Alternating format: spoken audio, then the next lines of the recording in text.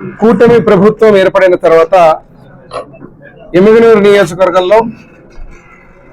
శాసనసభ్యుడిగా ఎన్నికైన తర్వాత ముఖ్యంగా రైతాంగానికి సంబంధించి అదేవిధంగా త్రాగునీటికి సంబంధించి గ్రామ స్థాయిలో ముఖ్యమంత్రి వర్యులు నారా చంద్రబాబు నాయుడు గారి యొక్క ఆలోచన ఏదైతే చెత్త నుంచి కూడా సంపదను సృష్టించాలనే విషయంలో ఈ యొక్క కార్యక్రమంలో భాగంగా మా నియోజకవర్గం రివ్యూ చేసినప్పుడు ముఖ్యంగా పాత్రికేయ మిత్రుల ద్వారా ఎమ్మిగనూరు నియోజకవర్గ ప్రజలకు అదేవిధంగా రైతులకు తెలియాల్సిన విషయం అంటే ఈ రబీ సీజన్లో దాదాపుగా మీరు చూస్తే ఎల్ఎల్సి ద్వారా వచ్చేటువంటి నీళ్లు దగ్గర ఈ రోజు లెవెల్ చూసినప్పుడు 520 క్యూసెక్స్ వస్తుంది. సో దాదాపుగా 600 క్యూసెక్స్ అనేది మనకు ఫ్లో వస్తే ఆ 600 క్యూసెక్స్లతోటి 13 రోజులకు గాను దాదాపు 0.7 టీఎంసీ నీళ్లు మనకు 10 రోజులు గ్యాప్ తీసుకున్న తర్వాత కూడా దగ్గర 2.1 టీఎంసీ నీళ్లు వచ్చే విధంగా ఈరోజు ఒక కార్యాచరణ చేయడం జరిగింది. తద్వారా ఏదైతే రబీలో ఉన్నటువంటి రైతాంగానికి సంబంధించినంత వరకు అది ఆయకట్టు కావచ్చు, నానాయకట్టు కావచ్చు, పుష్కలంగా మన ప్రభుత్వం అధికారంలోకి వచ్చిన తర్వాత రైతులకు ఇబ్బంది కలగకుండా ఎల్ఎల్సి ద్వారా వచ్చేటువంటి నీళ్లు ఏదైతే ఉన్నాయో ఆ నీళ్ళని మార్చి 31వ తేదీ వరకు కూడా మనకు రైతులు పంటలు వేసుకునేటువంటి పంట సాగులు చేసుకునేటువంటి ఆ సాగు నీటిని వాడుకునేటువంటి పరిస్థితి ఉంటుంది. దాంట్లో ఏ ఇబ్బంది కలగకుండా గ్రామ స్థాయి నుంచి ఇటు రబీలో దగ్గర 7,500 ఎకరాలు దగ్గర నుంచి అడిషనల్ గా మళ్ళా ఒక 6,500 దగ్గర నానాయకట్టు మొత్తం ఎమ్మిగనూరు జ్యూరిడిక్షన్ మొత్తం అంటే ఇటు నందవరం, ఎమ్మిగనూరు మండలం, గోనెగండ్ల మండలం ఉన్నటువంటి ఎల్ఎల్సి ద్వారా వచ్చేటువంటి నీటిని తెప్పించడం జరుగుతుంది. దీన్ని ఇబ్బంది కలగకుండా రైతాంగం మొత్తం వాడుకునే విధంగా ముందుకు పోవడం జరుగుతుందని చెప్పి ఈరోజు ఇరిగేషన్ ఏదైతే ఉందో వారిని రివ్యూ చేసి ఈ నీటి యొక్క గేజ్ ని అదే రకంగా ఎల్ఎల్సి ద్వారా వచ్చేటువంటి మన వాటా కూడా పుష్కలంగా వస్తుందని చెప్పి తెలియజేస్తున్నాం. రెండవది ఇక్కడికి వచ్చినప్పుడు మనం ముఖ్యంగా యాక్షన్ ప్లాన్ త్రాగునీరుకి సంబంధించి ఇటు ఎమ్మిగనూరు అర్బన్ లో కానీ ఇక్కడ ఉన్నటువంటి గుడేకల్లు చెరువు, అదేవిధంగా నందవరం మండలంలో ఉన్నటువంటి చెరువులు, అదేవిధంగా 3 మండలాల్లో ఉన్నటువంటి సిపిడబ్ల్యూ స్కీమ్స్ కానీ, అదేవిధంగా ఏదైతే ఎక్కడెక్కడైతే మనకు తాగడానికి ఇబ్బందులు పడుతున్నటువంటి గ్రామాలు, కనెక్టివిటీ లేనటువంటి గ్రామాలు, దాంట్లో జలజీవన్ మిషన్ ద్వారా డిస్ట్రిబ్యూషన్ నెట్వర్క్ కూడా పూర్తి చేసి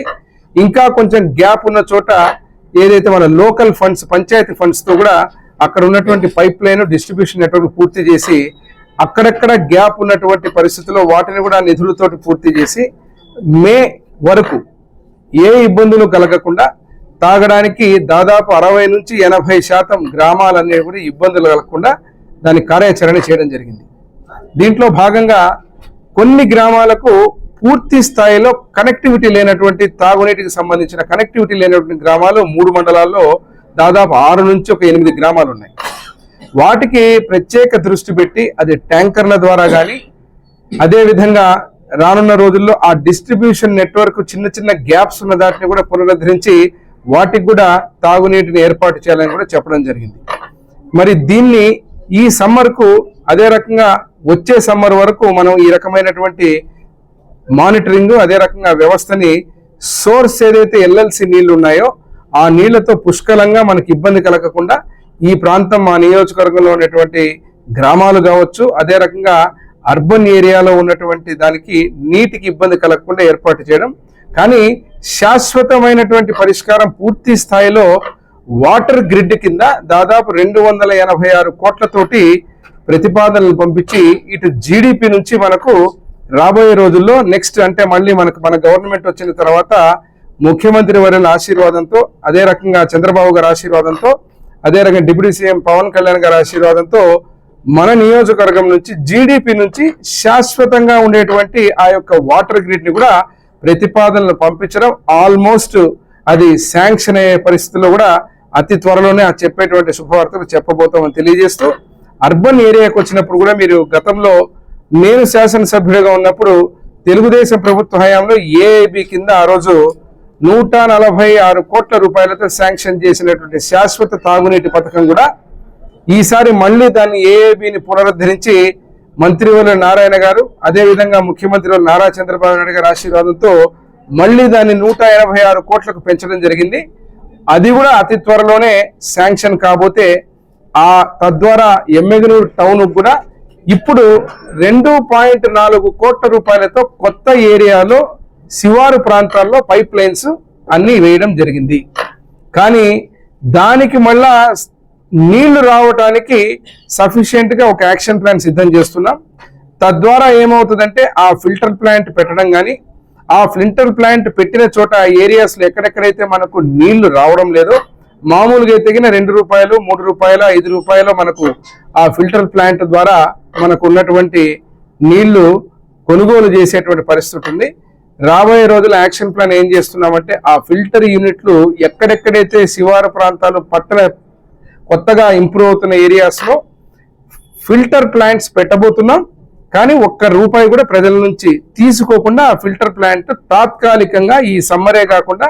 వచ్చేటువంటి సమ్మర్ వరకు ఏదైతే మన ఏఏబి ప్రాజెక్ట్ ఉందో ఆ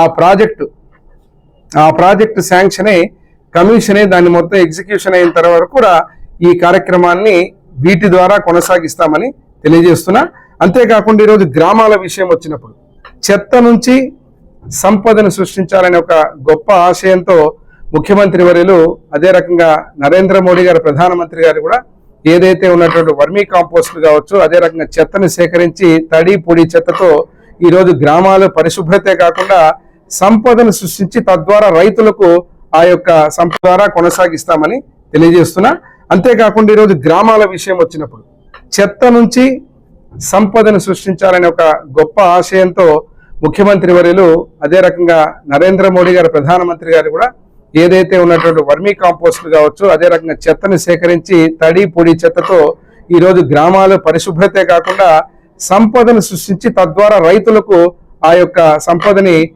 ఇచ్చిన తర్వాత వారిచ్చేటువంటి డబ్బులతో మళ్ళీ పంచాయతీల అభివృద్ధికి ఉపయోగించబడుతుందని చెప్పి ఒక కార్యాచరణ చేయడం జరిగింది. ఈరోజు మొత్తం ఎమ్మిగనూరు నియోజకవర్గంలో కంప్లీట్ గా ఒక డిపార్ట్మెంట్ లో రివ్యూ చేసుకోవడం జరిగింది. ఏ గ్రామాల్లో ఎంతెంత ఉంది, ఎట్లా జరుగుతుంది ఈ చెత్త, అదే రకంగా తడి పొడి చెత్తతో పాటు ఏ రకంగా జరుగుతుందని, అక్కడక్కడ ఇంకా కొన్ని లోపాలు ఉన్నాయి. పరిశుభ్రతతో పాటు ఆ చెత్తను సేకరించి వర్మీ కాంపోస్ట్ గా తయారు చేసి వాటన్నిటిని కూడా మళ్ళీ రైతులకు ఇచ్చి ఆ సంపదను తద్వారా పంచాయతీలకు ఇచ్చేటువంటి కార్యక్రమాన్ని ఇంకా వేగవంతం చేయాలని చెప్పి చెప్పడం జరిగింది. ఈ రోజు ఒక యాక్షన్ ప్లాన్ సిద్ధం చేసుకున్నాం. అదే రకం కొన్ని అక్కడ కూడా ఏదైతే కొన్ని మెకనైజేషన్ ద్వారా అంటే మామూలుగా మెషిన్ల ద్వారా అర్బన్ ఏరియాలో ఎట్లా జరుగుతుందో అట్లా మండల స్థాయిలో కూడా మెషిన్ల ద్వారా అయితే కొంచెం మాకు ఒక వెసులుబాటు ఉంటుందని చెప్పడం జరిగింది. నా దృష్టికి తేవడం దానికి కూడా కలెక్టర్ గారికి అదే రకంగా సంబంధిత శాఖ మంత్రివర్యుల దృష్టికి తీసుకెళ్లి ఆ మెషిన్ కానీ ఆ జేసీబీలు కానీ మినీ జేసీబీలు కానీ మండలానికి ఏర్పాటు చేసి తద్వారా ఈఓఆర్డి కానీ ఎండిఓస్ కానీ అక్కడ ఉన్నటువంటి ఈ యొక్క పంచాయతీ పరిధిలో ఈ పరిశుభ్రతని చెత్తని ఏదైతే ఉందో వాటిని మళ్ళీ బ్రహ్మాండంగా ఆ సోర్స్ పాయింట్ దగ్గర నుంచి తీసుకెళ్లి కంప్లీట్ గా ఇటు క్లీన్ అదే విధంగా ఆ యొక్క సంపదను సృష్టించి పంచాయతీలకు ఇచ్చే కార్యక్రమాన్ని పునరుద్ధరించాలని చెప్పి ఒక నిర్ణయం తీసుకోవడం జరిగింది. దాన్ని త్వరలోనే దాన్ని కార్యాచరణలో పెట్టే విధంగా ముందుకు తీసుకోవడం జరుగుతుంది. చివరిగా ఈరోజు 8 నెలలు అంటే దాదాపు 9 నెలలు అవుతుంది. ఈరోజు ఇక్కడికి వచ్చేసరికి మన ప్రభుత్వం ఏర్పడిన తర్వాత ఇటు రోడ్లు కావచ్చు, డ్రైన్స్ కావచ్చు, తాగునీటికి సంబంధించినటువంటి